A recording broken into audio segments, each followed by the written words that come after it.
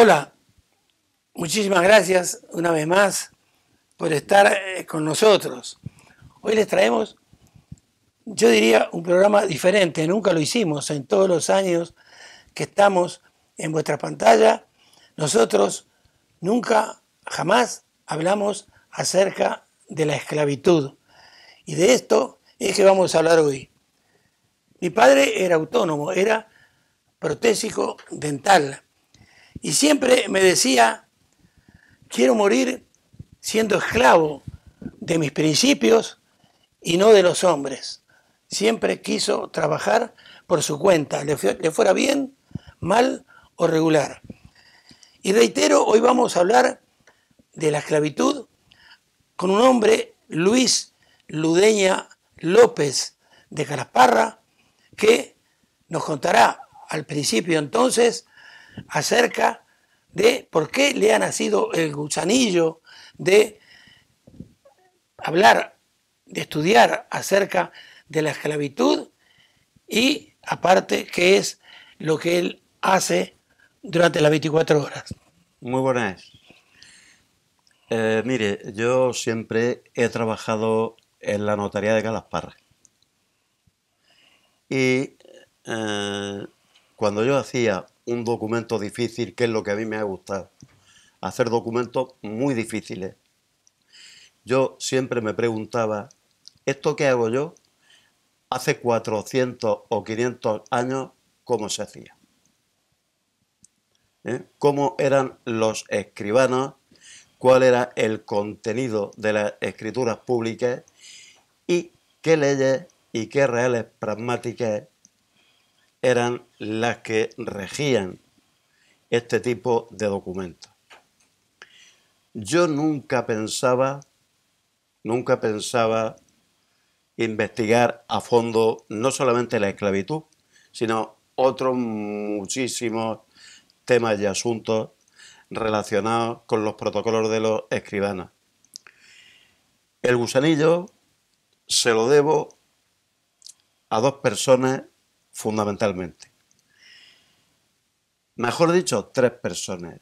Se lo debo a Juan Antonio Sánchez Talavera, compañero en el registro de la propiedad de Caravaca, en aquel momento era oficial y después sustituto, en que un día me preguntó si yo sabía dónde estaba el Olivarejo, la hacienda del Olivarejo, y le dije que sí, que estaba pegada al santuario de Nuestra Señora de la Esperanza.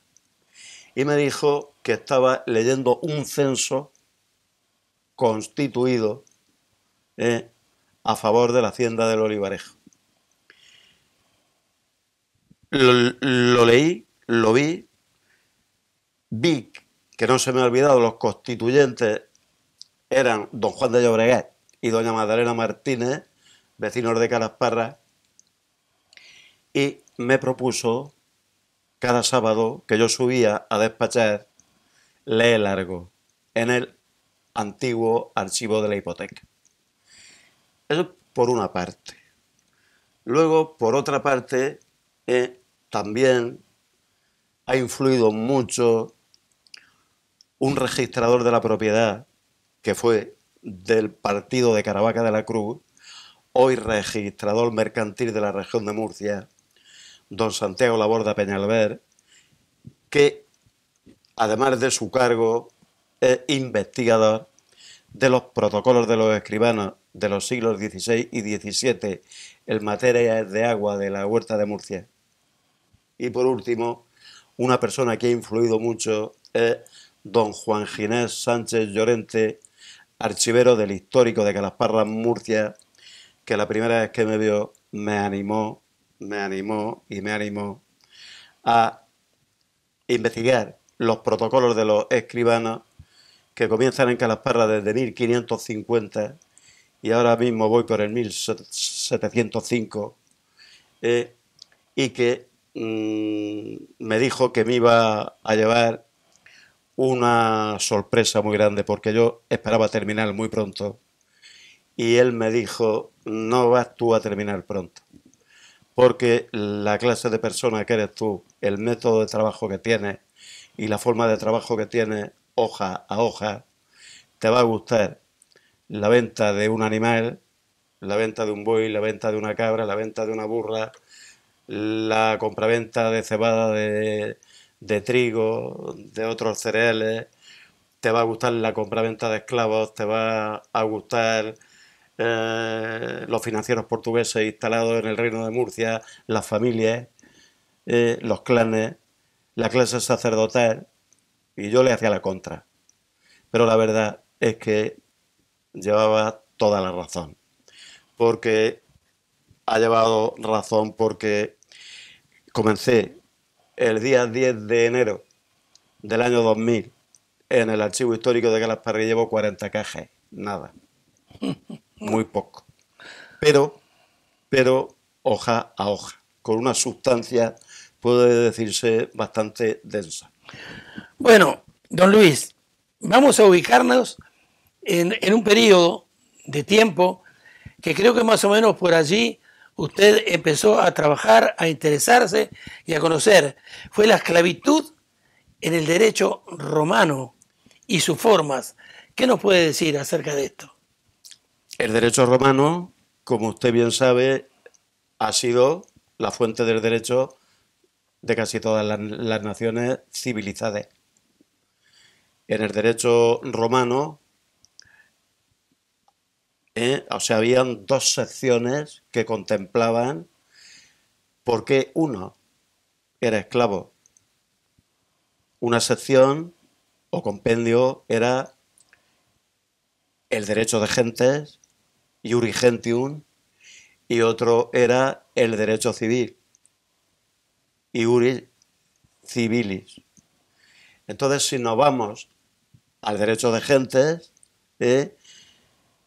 una persona era esclavo por captura en tiempo de guerra, iuri bellicum. Era esclavo por nacer en cautividad, ¿no? De cautivitatem. Era esclavo por sentencia penal, ¿no? Condenaciones, y era esclavo por título de compraventa, por emptiones. Eso en cuanto al derecho de gente. Y luego, en cuanto al derecho civil, se adquiere la condición de esclavo automáticamente por no inscribirse la persona en los censos del imperio, por negarse a prestar el servicio militar. La persona que tiene la obligación de pago y no hace el pago en el plazo de 90 días, y el ladrón que es cogido en un acto delictivo. Esas son las dos secciones del derecho romano. A partir del año 410, y ya con el imperio de Justiniano, nace otra sección que se llama Codex Novus, Código Nuevo. Y entonces se le añade a lo que hemos visto anteriormente, que también se puede ser esclavo por desertor si estás trabajando en una mina. La mujer que mantiene relaciones con el esclavo de otra persona. También. El liberto ingrato que no mantiene las relaciones clientelares correctas con su patrono. Esas son también las tres secciones que se añaden. Y por último, la persona mayor de 20 años, que es libre, se hace vender por esclavo, y comparte el precio con el cómplice. Y ya no hay más. Usted nos habló de Carlos I de España y V de Alemania.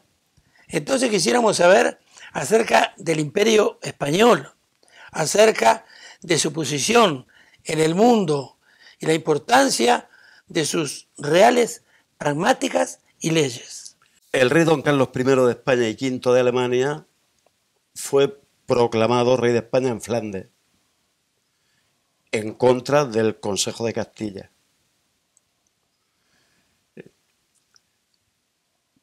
Querían que doña Juana I, la madre, tuviera el título de reina decorativa o reina honorífica, y así lo fue, pero el verdadero rey, el que ejercía de monarca, era su majestad don Carlos I de España y V de Alemania.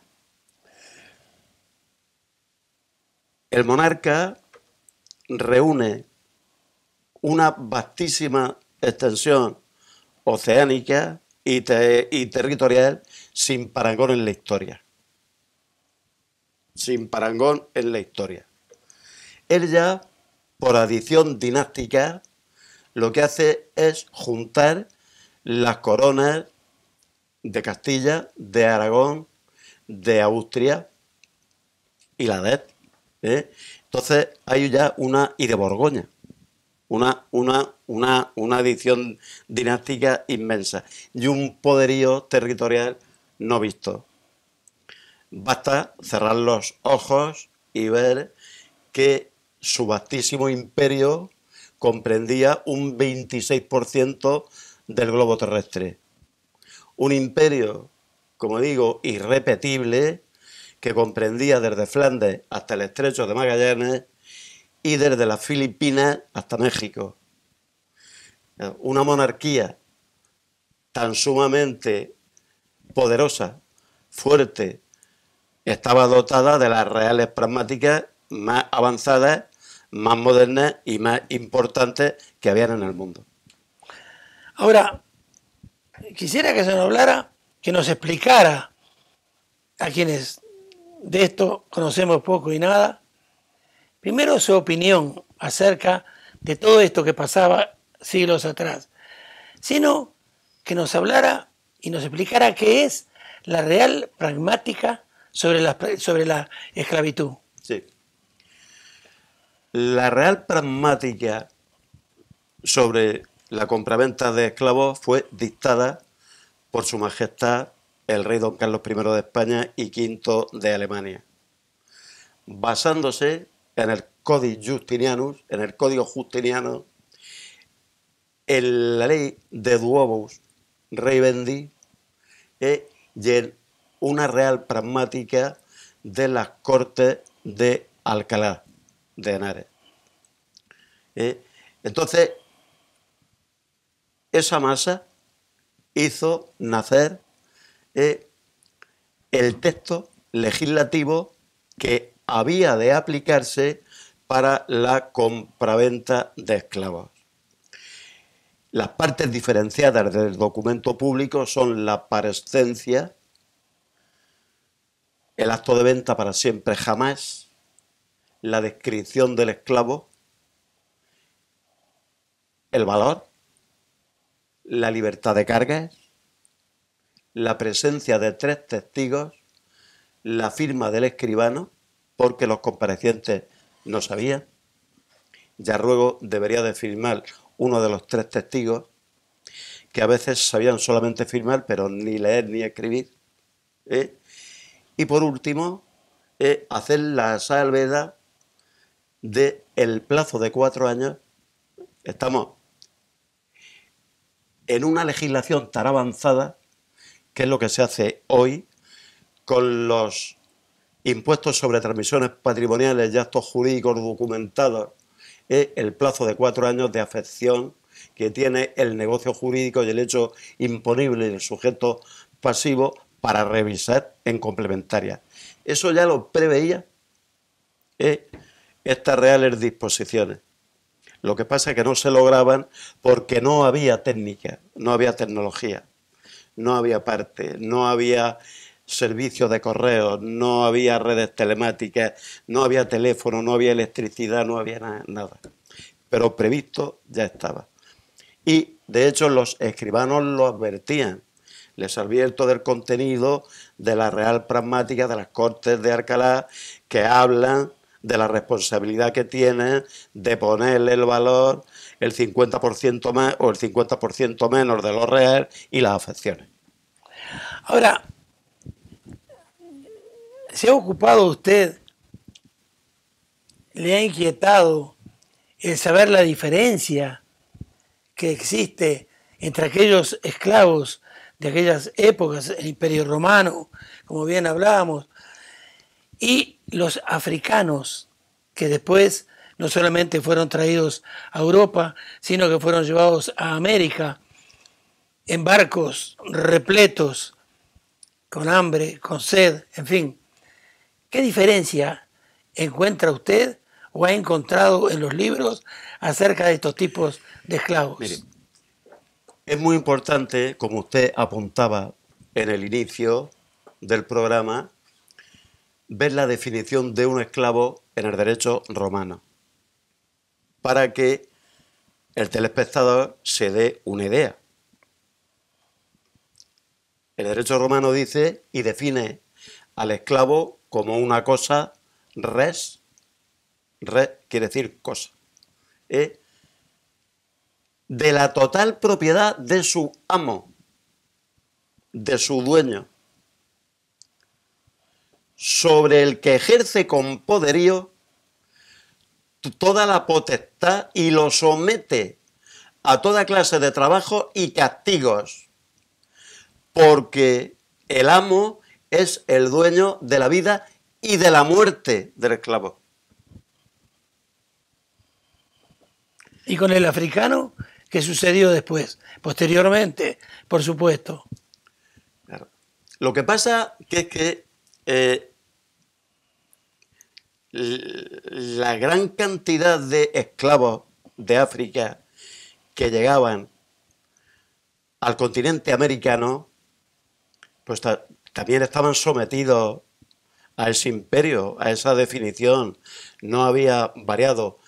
No porque las reales pragmáticas lo consignaran, porque yo los ejemplos que tengo y he investigado, el esclavo tiene otra finalidad, salvo ligeras excepciones. Nosotros hemos visto la labor evangelizadora de San Pedro Claver en las costas americanas, acogiendo a aquellos negros que llegaban de Gambia, de naciones de la actual África, y llegaban encadenados en cadenas con las manos, con los pies, a base de latigazos y a base de no comer. Eso yo no me lo he encontrado. Yo no me lo he encontrado. Yo no me lo he encontrado en los textos que yo veo y investigo. Menos una excepción que ahora le diré. Porque los esclavos tenían identificaciones. En el derecho de la Casa de Austria, los esclavos tenían identificaciones. Podían llevar cadenillas en las muñecas. Podían llevar una cadenilla en la oreja derecha. Podían llevar una cadenilla en la nariz. Sin embargo, una casa calasparreña,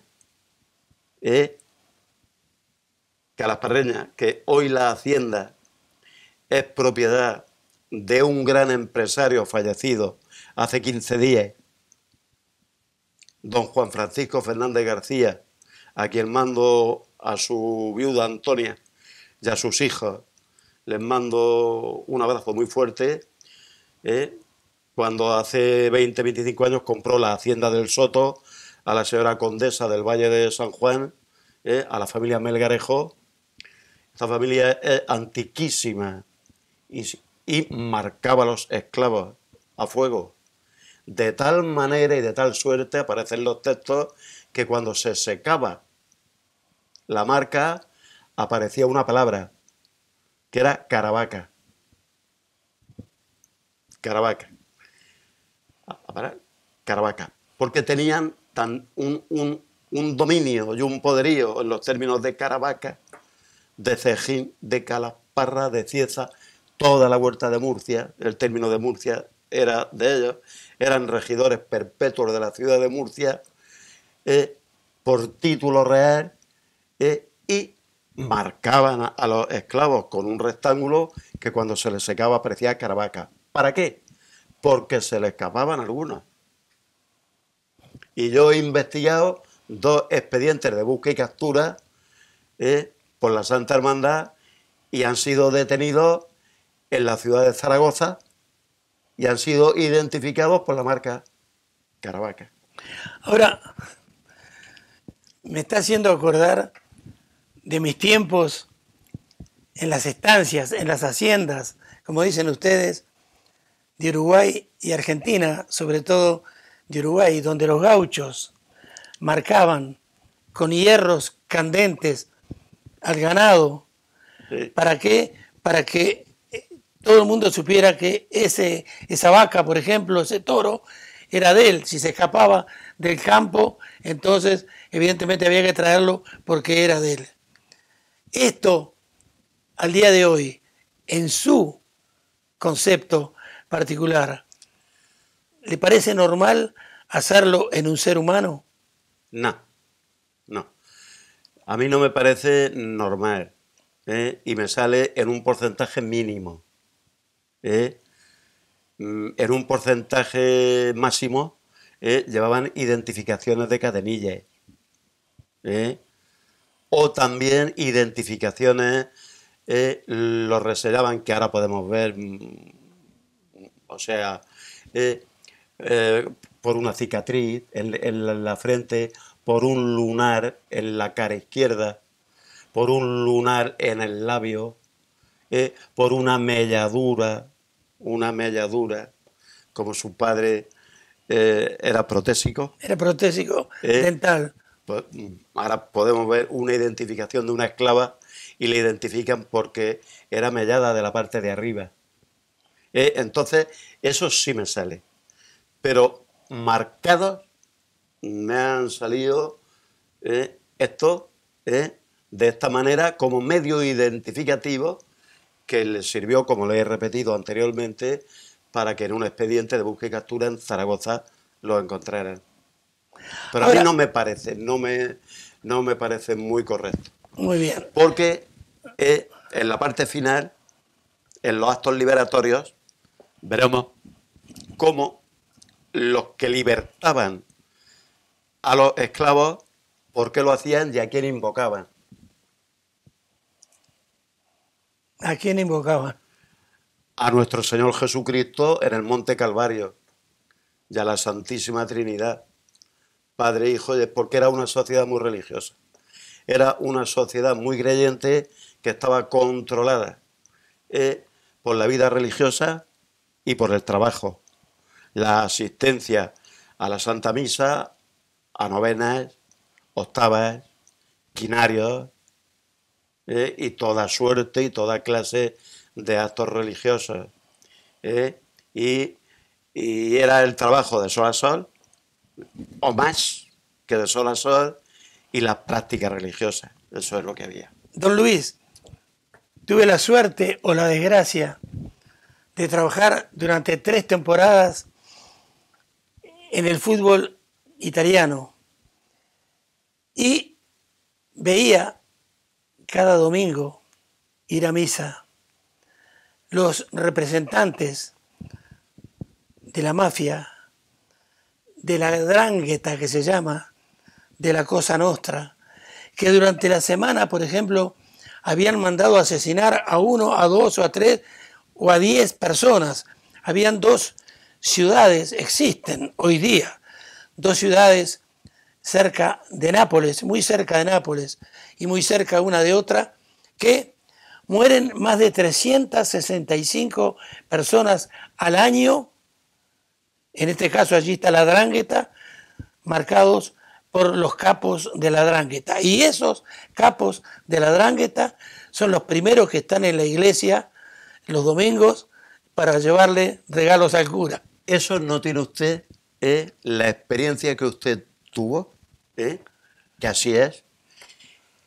En estos tiempos, en el 16 y en el 17, hay más mafias todavía y hay más clanes mafiosos. Yo llevo 16 años investigando los dos clanes calasparreños, ¿eh? Lo estoy terminando, lo estoy acotando, ¿eh?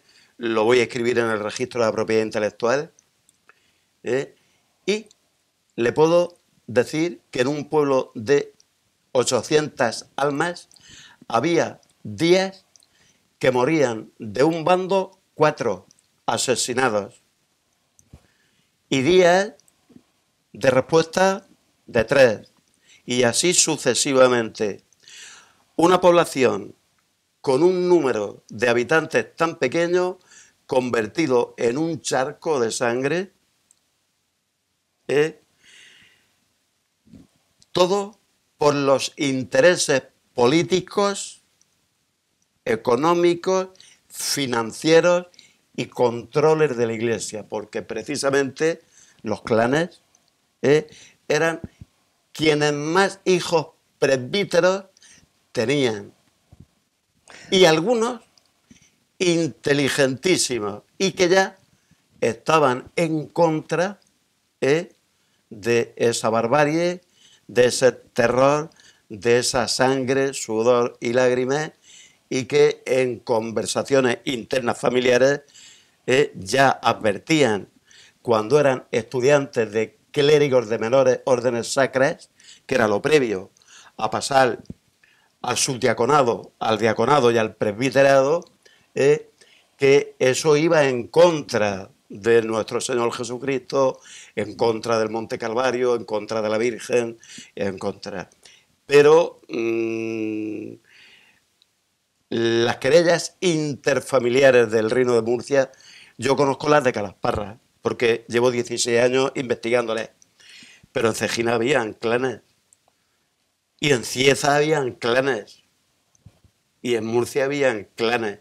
Que no estén estudiados a fondo porque la investigación es muy lenta, es posible, pero yo sí la llevo investigada y sé que unas veces es por ahorcamiento, otras veces por envenenamiento, otras veces por apaleamiento, otras veces es por acote y disparo, otras veces por respuesta.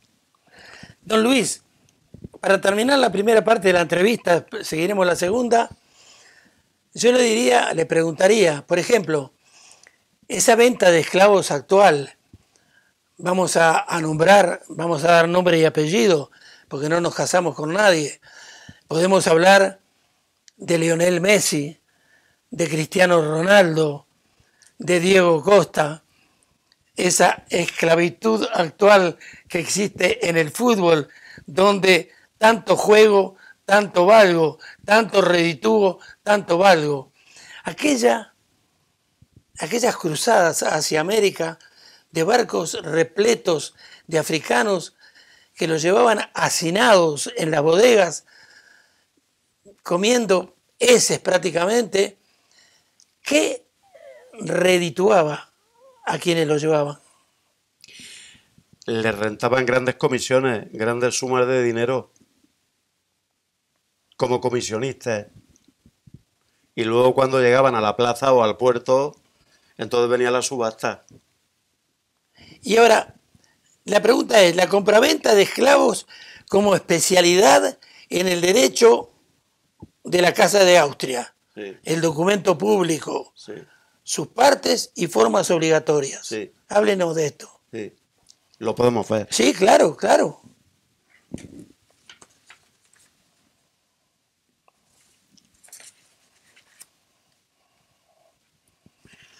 Le voy a referir una. Yo es posible que tenga 200 o más. Pero bueno, he traído muy pocas. Una. El día 11 de febrero de 1624. Fue autorizada por Antonio Rodríguez Lasso, escribano de Calasparra. Dice, ante mí el escribano público parecieron, de una parte, Tomás Fernández Moya, vecino de esta villa, y de otra parte Cristóbal de Ayala, vecino de Moratalla. y el primero vendió al segundo por juro de heredad para agora y para siempre, para él, para sus hijos, herederos y sucesores, que es, a saber, una esclava de color teja, atejada, ladina, cristiana, de 45 años, poco más o menos, mellada en la boca de la parte de arriba, la cual compré a un hombre de Mula que tenía poderes de doña Elvira Melgarejo, hemos referido antes a la familia Melgarejo. Sí. Libre de ferias, secretos, mercados y enfermedades, en el precio de 30 ducados que fueron pagados en dineros contados, dando carta de finiquito, siendo testigos Alonso de Trigueros, Francisco González y Giuseppe Mateo, vecinos de Calasparra. Aquí está reflejada la pregunta que usted me hace, que tiene que ser ante escribano público, la parescencia, que son los comparecientes, la descripción de la esclava, que es perfecta, es atejada, color de una teja, que es ladina, habla en ladino, pero es cristiana, es conversa, hebrea. Muy bien, vamos a terminar acá, vamos a tomar un cafecito y seguimos entonces con la segunda parte de la entrevista de hoy. Muy bien. Muy bien.